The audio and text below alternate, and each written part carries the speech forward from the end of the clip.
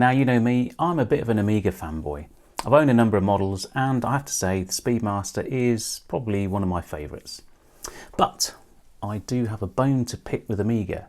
Not only are we not seeing a lot of the new releases from this year, but there's some things about the recent designs and little choices that they've made on their new watches that I've got a little bit of a problem with. Let's sort of dive into that a little bit. I'm Andy and welcome to the English Watch.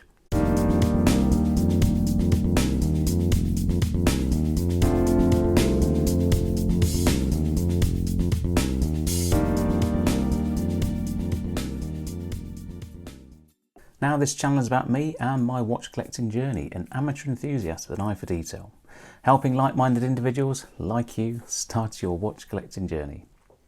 Okay, so before we get on, don't forget to subscribe. If you like this video, give it a thumbs up also, and check out some of the links below, including why not buy me a coffee? Doesn't cost much. Anyway, back to Omega. So let's just remind ourselves what Omega released earlier. So we're all dead excited, weren't we? The new Planet Ocean, as we thought, but it's actually the Ultra Deep. So a no-date version, real chunky hockey puck of a watch. Had challenging looks. Obviously it's massive. It's not going to fit your average person's wrist, but interesting nonetheless. Had some interesting features, but I've not seen one. I don't know any dealers that have seen one. Now I live in the Midlands of England. Maybe you've seen one in the country that you live in, or maybe the city that you live in, but certainly around here, nothing. Now, what else did we see?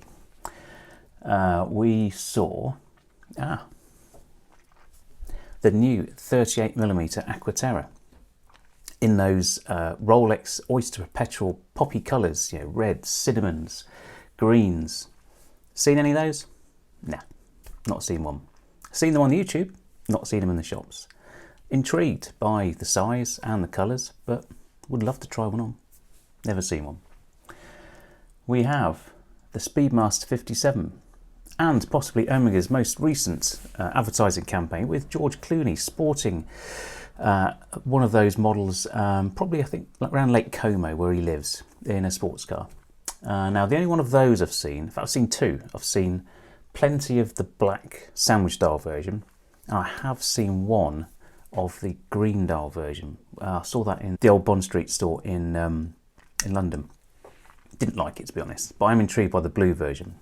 Now I did try the black one on again today at my local goldsmiths, and I have to say I didn't like it. There's something Omega have done recently with the bracelets, where they've gone for this really nice sort of delicate tapering flat link bracelet on the Aquaterras, on Speedmaster 57 and on the Chronoscope and some of the other ones. The re-edition Seamaster as well, 300.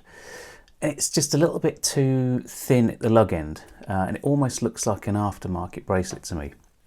I think it needs to taper more in the height, so make the first couple of links a bit more chunky and fit more with the lug profile. That's my view. But yeah, I think certainly the Aquaterras that are a little bit bigger now, but the bracelet's a little bit too dainty, so it doesn't quite work. I think it works okay on the Seamaster 300, but certainly on the 57 and the Aquaterras, not so much. So please, Omega, do think about that. Oh, whilst we're on Speedmasters, I tried on it was the new Speedmaster Professional today with the nylon strap, because I went into the store. I had my Speedmaster with the Artem strap on, which I'm quite enjoying, and I was intrigued to see what it was like on the OEM version. Now that's like a nylon strap, almost like a Kadura style rather than this sort of sailcloth, but it's pretty similar in its design. I said to the guy, I said, do many people buy Speedmasters with straps? And he's like, well, since the coaxial versions come out with that really nice new bracelet, they don't. So if you wanted a bit of a bargain, maybe it's worth going into your local authorised dealer and asking for a bit of a discount off one of the watches on a strap. Now you can put it on leather, or you can just wear it on the black strap. It's up to you. Obviously the steel bracelet is very nice, but even then I have problems with that.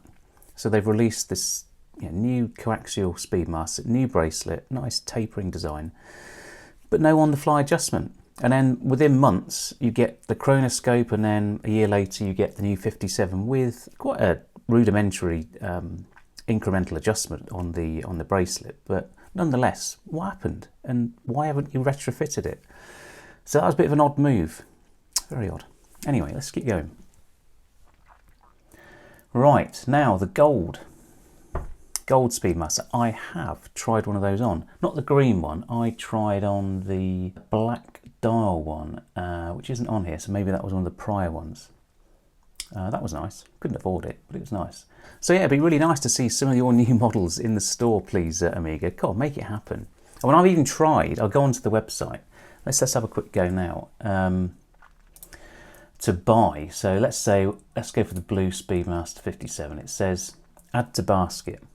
Now, what are our choices here? Well, we can go for an adjusted bracelet, 170 centimeters, sorry, 17 centimeters for me, 170 millimeters. It says I can add to basket, so let's have a go at that. Adding, oh, the requested quantity is not available.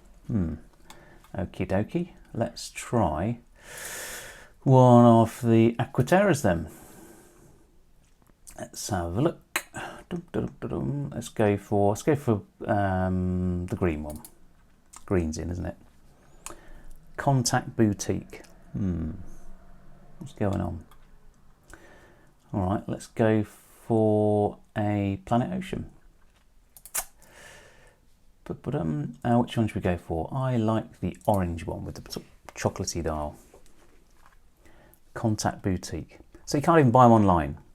So where the hell are these watches? Now, I was having this conversation with the guy in the dealership earlier, and you can still buy things like the old Seamaster 300. There's lots of old stock of the prior models available. So I've got a sneaky suspicion, true or not, I don't know, that Omega is still trying to push out some of the old stuff. Now, in my view, if there's loads of old stuff knocking around, just chuck it out the back door. Forget about it. Just re-baseline, but start putting stuff out, please. Please. My final parting point on this peeve of Omega at the moment are those spring bars. Now, if you're going to put spring bars in a watch where people are going to change the straps like a Speedmaster, for the love of God, make sure they're easy to remove. And you're putting in spring bar tools with them as well. And that's even on my old Speedmaster on this one. So I've got a spring bar tool in the big box with everything else. But they're an absolute devil to get out. Rolex do this, Tudor do this. But for some reason, Omega can't. So I don't know where they get the spring bars from. Probably cheap Chinese ones, I don't know. So, and if you're not selling watches on straps, put the strap as an accessory in with the bracelet. Give it a more compelling value proposition. And put some quick release spring bars on it. You never know, it might catch on. Anyway, that's my little rant about Omega. If you've seen any of these watches in the wild, I missed out the green Seamaster. I have seen people buying those, although I've still not seen one. But yeah, I've been intrigued to know your thoughts. Are they out there? Has anyone seen one? Has anyone got any pictures of any? Let me know. Anyway, I'm Andy. This has been the English Watch. Take care, and I'll see you soon. Bye for now.